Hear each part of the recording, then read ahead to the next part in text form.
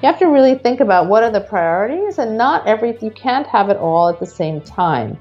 You can't be great in the kitchen and great on the floor with your kids and great in the office. Like, there just aren't that many hours in the day. Welcome to Don't Stop Us Now. I'm Claire Hatton. And I'm Greta Thomas. We're here to bring you fascinating stories from innovative and pioneering women around the globe. Our aim is to uncover the human behind the success story, to show that these women aren't so different from you or I. They're achieving great things despite their doubts, fears, and tough times. Don't forget to look out for our special how-to episodes as well. This is where Claire and I unpick some of the common career pain point themes our guests have raised. Now to this week's show.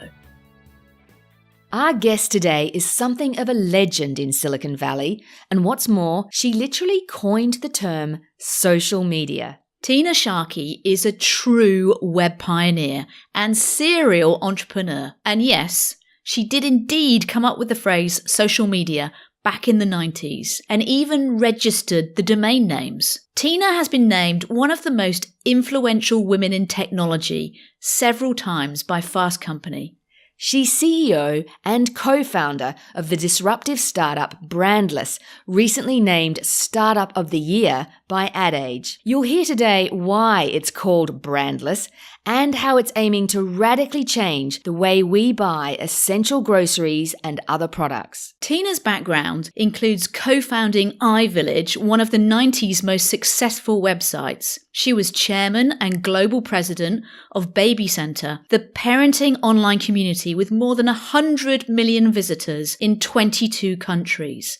And she's an angel investor and advisor. In this episode, we chat to Tina about so many great things, including how she's thought about what next in her career, juggling motherhood and work and the trade-offs she's chosen to make, and how she's going about disrupting an entire industry. Enjoy this conversation with the amazing Tina Sharkey. Tina, welcome to Don't Stop Us Now. I'm so thrilled to be here. Thank you for having me. Well, we know that it's likely to have been a whirlwind since you launched Brandless last year. And knowing how precious time is, we're incredibly grateful for you to be with us today. I would be with you guys if you were on the moon, so it doesn't matter. Fantastic. Thank you.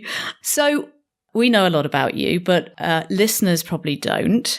And you've had a very interesting and illustrious career to date, of course, because it's very much going from strength to strength. So if we were to ask you to summarize your career in just a few sentences, how would you summarize it? Well, firstly, thank you. And don't believe what you read. But I would say that my career, if I had to summarize it, starts with the journey of motherhood, because that's the most important job that I have. And it's the thing that I care about the most above everything else. So for the audience out there, I would say that you can have it all, not always at the same time, but it's important to me that you understand that that's the most important thing in my life, more than any company that I have the privilege to be a part of. The second thing I would say is that I've really tried to find ways in which I can be involved in communities, local, national, and global, with soul, and businesses that somehow unlock joy for their constituents, whether it's their customers, whether it is their audiences, whether it's consumers, whether it's enterprise, but things that really optimize around joy and around making complex things simple. Finding ways to scale that and finding the universality of the human condition, whether that's the global sisterhood of motherhood, whether that's the democratization, and that was with BabyCenter, or whether here at Brandless it's about the democratization of goodness, which is scaling incredible, better for you things at fair prices and sort of challenging the idea that better doesn't need to cost more. It sounds to me as if you've lived your life and you've lived your career and taken decisions around your career around some very big sort of purpose-driven values. And if you look back at where you are today, how has your childhood impacted that sort of need to make community and joy and purpose part of your life? I don't know that I would say that it comes from my childhood, or because I feel like I'm still in my childhood, being the most immature adult that I know. I would say that it's much more about, as a child, like we all have a happy place we go to when you're scared, when you're like lying in bed and you're a 5-year-old and you think the monsters are going to get you in the dark or whatever. I think everyone has that virtual happy place that you kind of go to make the scary stuff go away. I don't know if you two do, but I would imagine you do, because I would imagine everybody does. And for me, like that place was always rainbows. It was always color. And I always found like that sense of color and technicolor and things that were really not any one person or place, but just this idea that there was bright, happy things to be had from experiences that made you smile. So it wasn't any one particular thing in my childhood. It was much more this idea that how do you like optimize around smiling? How do you optimize around feeling safe? And how do you optimize around feeling happy? And doesn't mean that you can be all those things, but it was definitely something that I always gravitated to, especially with color and rainbows and things like that as a young child. Do you have happy places that you went to when you were little girls?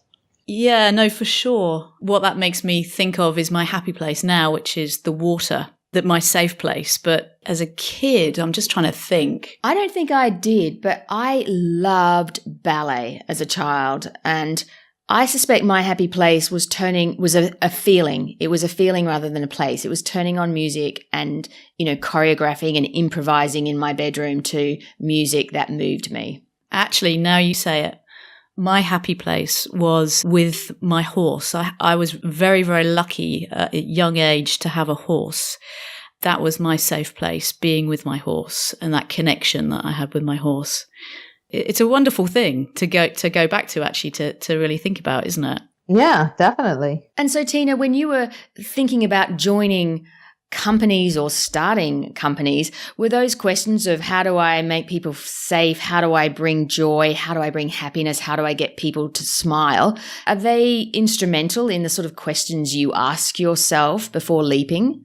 I don't think cognitively, yes, but I would say that conceptually, yes. So what I mean by that is let's take BabyCenter as an example, or even AOL, or even iVillage, any of those examples, or Sesame Street, or some of the stuff that I've done.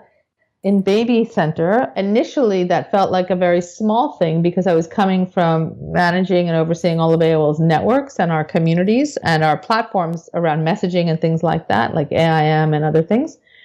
And so thinking about going to BabyCenter, I felt like I was taking a very small, narrow view of all the different kinds of programming that I was interested in. But when I began to think about the sort of global sort of sisterhood of motherhood, I thought, wow, that's like so extraordinary. And it's something that everyone in the planet either had a mother, wants to be a mother, or might consider becoming a mother, or was a child. Like there are certain things that are just universally true. And there are other things that universally apply. And so for that was a filter in thinking about the extraordinary opportunity to create a global community that was locally deployed. In the sense of AOL and those platforms, what I loved about my role there was that I got to work on our social technologies and social communities that actually connected people. And I got to be like a great facilitator of other people's experiences and connect them to their affinities, to their passions, or to their life stage kind of shared experiences. And I love the idea of working with technology to do that. And other things that I did there were about making really complex things simple, like bill pay and other types of technology platforms that help people make every day easier. And so I think this idea of democratizing access, or democratizing connectivity, or democratizing social good has something that has not been in my conscious mind, but has definitely been in my unconscious mind in terms of evaluating opportunities as well. Yeah, I hear that really sort of common thread and theme coming through for sure. I'm not sure our listeners would appreciate just what an internet pioneer you are. And I'd love to take you back to the days of co-founding iVillage in the mid-90s.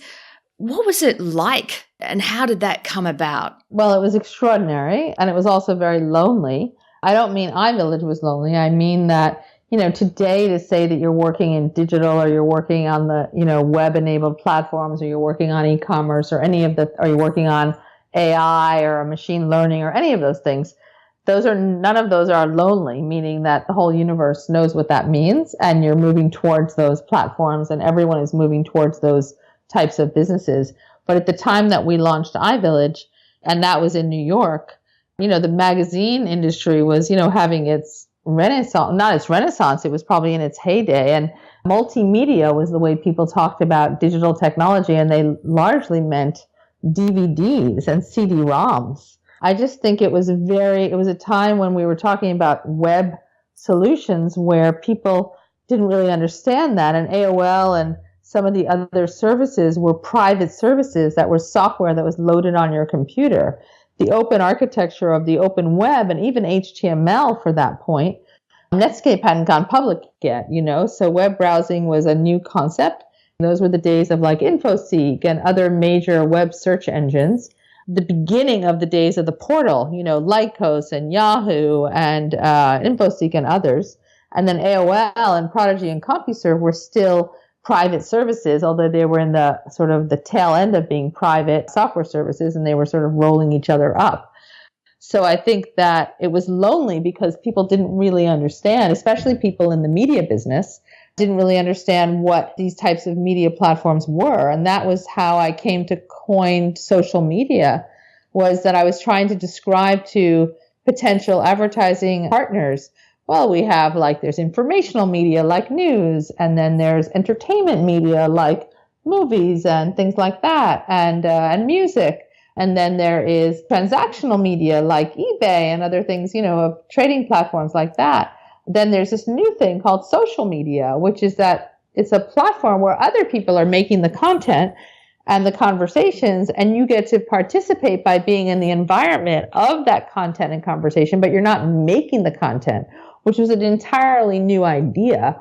Advertisers and marketers were very, very scared of being around something that they weren't in control of.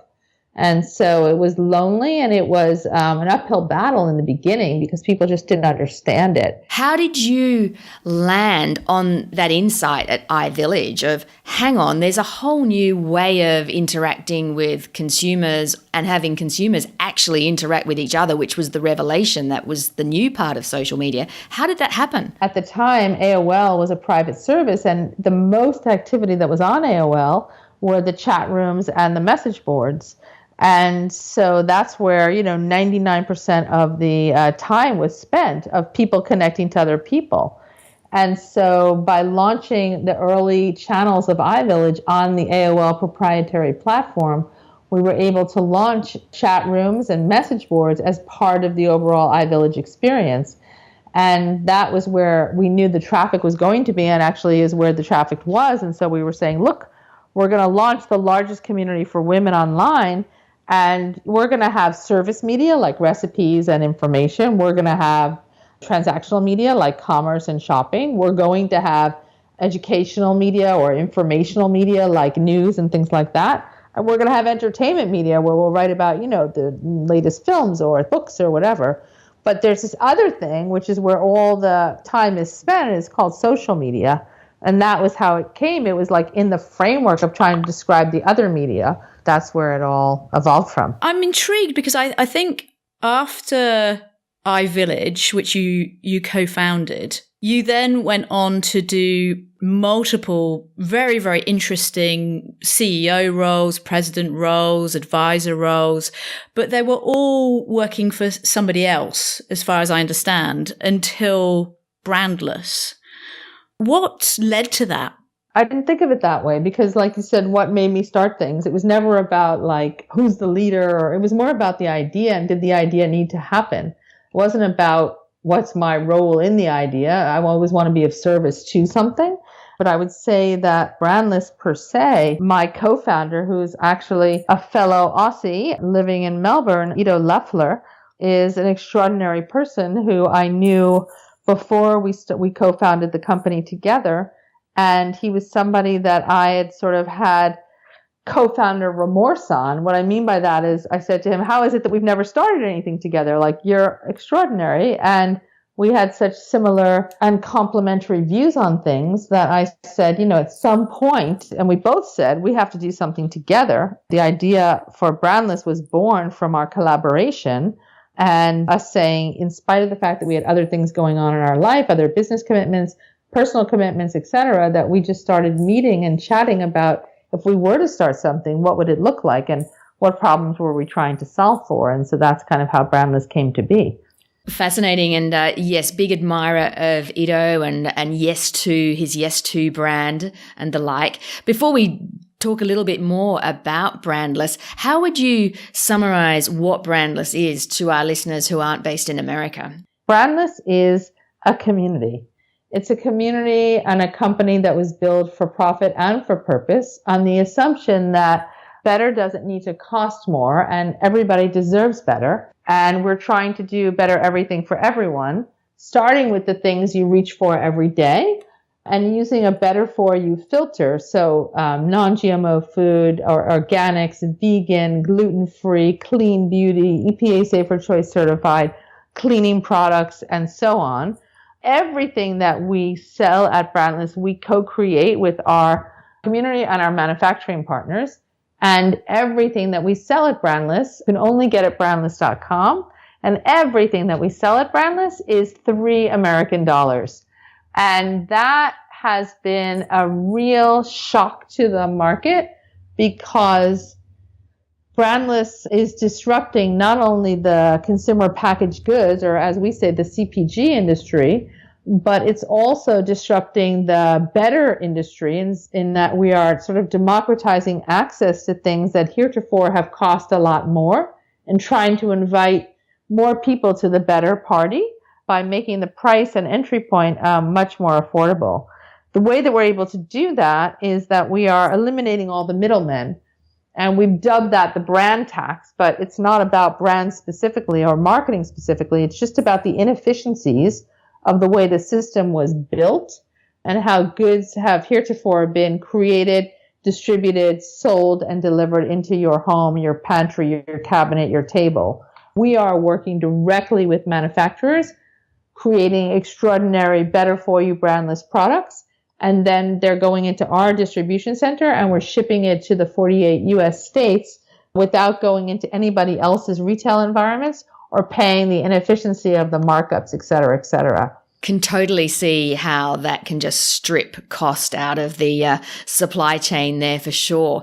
How did you come up with the $3 price point? We came up with the $3 price point because, number one, if you really want to do better everything for everyone, then you need to make that, let's say, the doors in the front of the better building much broader and wider. So we analyzed what was the price of entry into the better market, and it wasn't $3. So we wanted to essentially lower the bar, right? Make the doors bigger. The second thing is that we felt that part of the Brandless mission is to really simplify everything.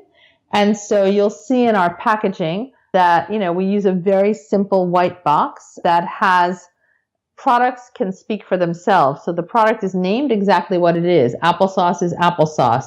Facial lotion is facial lotion. Body wash is body wash. And so everything is named in very simplistic ways. And the pricing, if you go to retail, and I know it's like this around the world, not just here in the US, the idea that, $3.22 or $4.89 or $5.12 or what are all those prices and why is everything priced in such a different way? So we were trying to simplify the packaging, the choice. We edited down and curated an assortment and a collection of what we believe we call just what matters.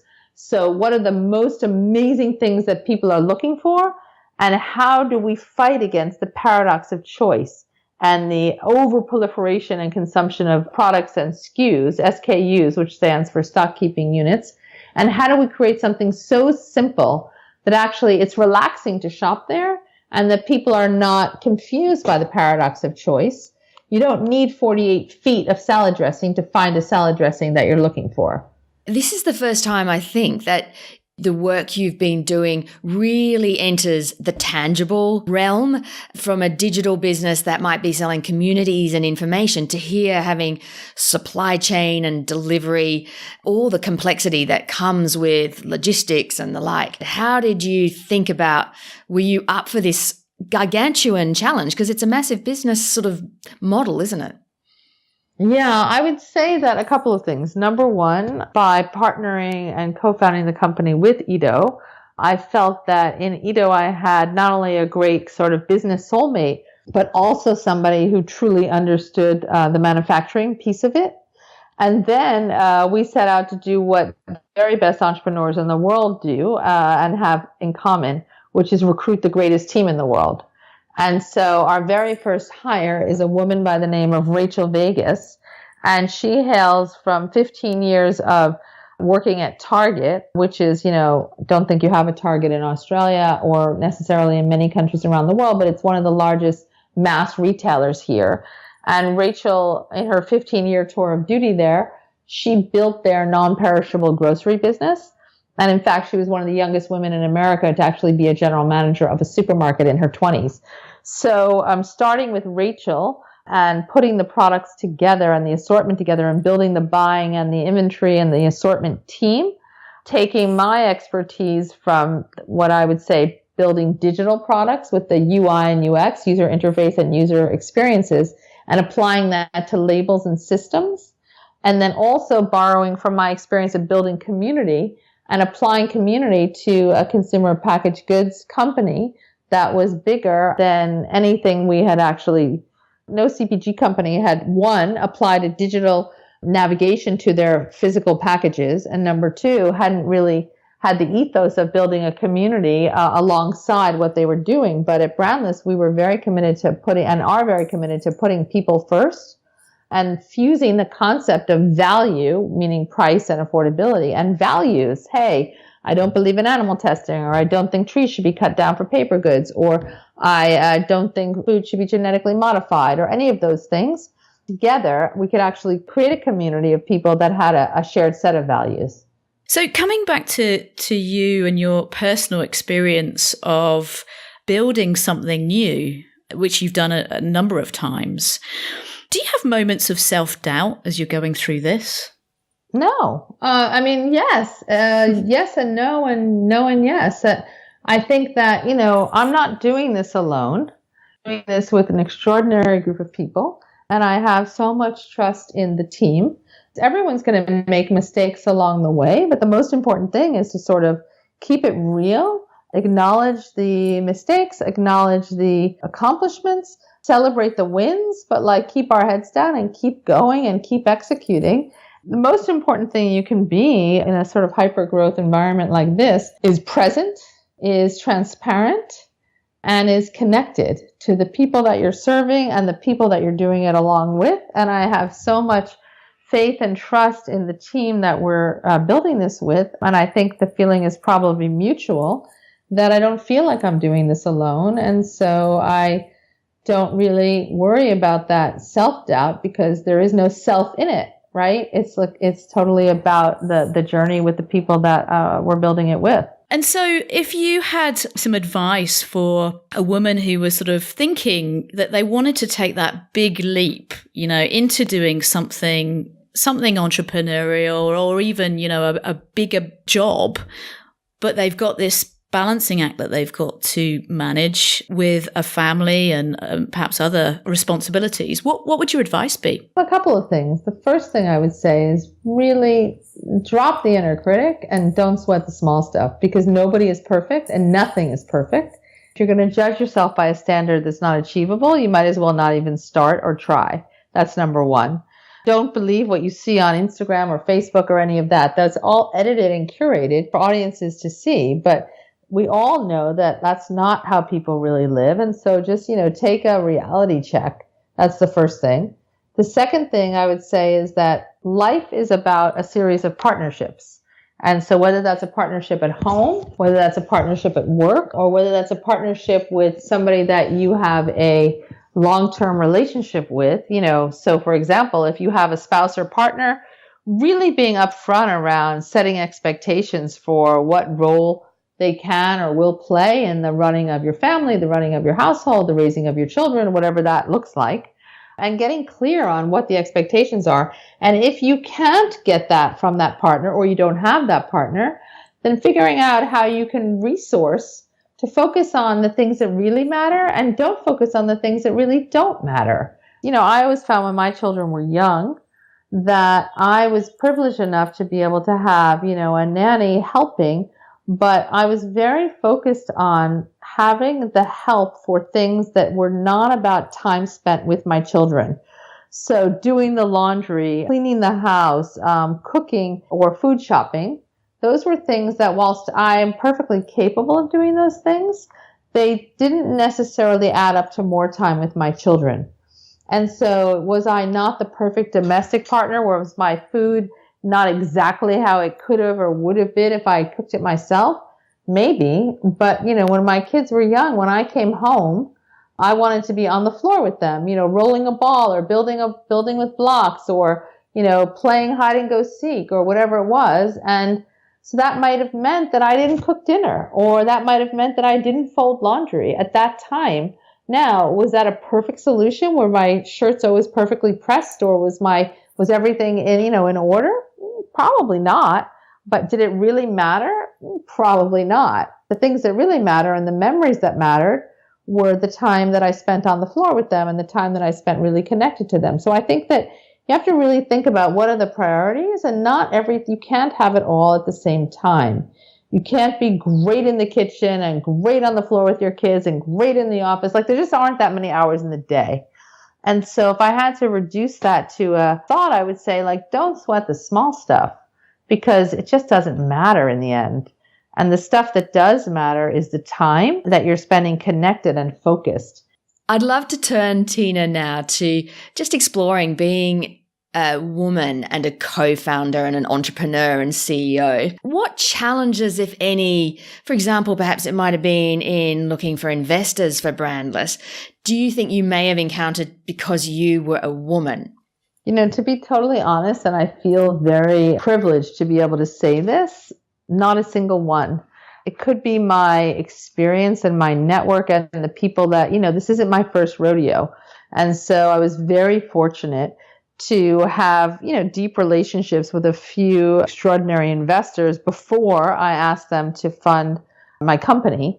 And so I never really had to sort of hit the investor roadshow to raise funding, because the relationships that I had and that Ido had and that we shared were with some, blue chip investors. And so I never really think of myself as a woman in that regard. I just think of myself as an entrepreneur. And is there anything that frustrates you about the typical gender narrative today, the sort of conversations that are happening? Well, no. In fact, I'm super excited about the gender. I feel like it's becoming so much more of it's not a conversation that's happening outside the boardroom. It's actually a conversation that's happening inside the boardroom. It's not a conversation that's happening outside of HR. It's actually a conversation that's happening inside of HR. And that diversity and inclusion has never been more of a headline, neon bright lights than it is today. And I'm overjoyed at that. Tina, one of the questions that we like to ask our guests relates back into the podcast title, Don't Stop Us Now, which really is all about a sense of momentum and conviction. So when have you thought to yourself, don't stop me now? I would say that with Brandless, that embodies a lot of the idea that it's not just about a product, and it's not just about an ethos, and it's not just about a pricing system or a simplification or a design or any of those things. It's actually about a movement, about this democratization of access to better things at fair prices, and the idea that we are doing it alongside of a community that we care deeply about. And we don't want anyone to get in our way, because everyone deserves better.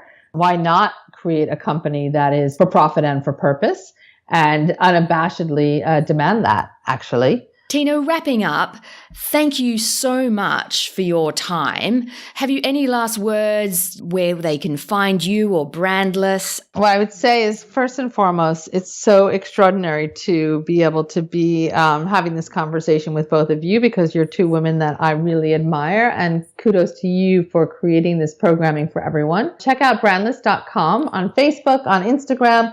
On Facebook, we're Brandless Life. On Instagram, we're Brandless Life. And go to www.brandless.com and join us. We'd love to have you. Well, thank you, Tina. Brandless is going from strength to strength. I see you recently won Ad Age Startup of the Year amongst numerous other honours. Best of luck, and thank you so much for your time.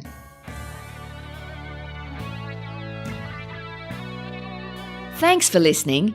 We hope this episode has reinforced the idea that making great and new things happen is all about taking action despite doubts, fears, or tough times. Don't forget, links and other useful info from today's show can be found at our website, don'tstopusnow.co. And if you've enjoyed and been inspired today, our request to you is please subscribe. And if you could make today the day that you take 2 minutes to rate and review this show, we will personally blow your air kisses, sing you a song, and be eternally grateful. Finally, we'd love to hear from you. Let us know who you'd like to hear in future on the show and what else we can do to make this unmissable for you. You can reach us at hello@don'tstopusnow.co. So, here's to being a little bit more unstoppable each and every day.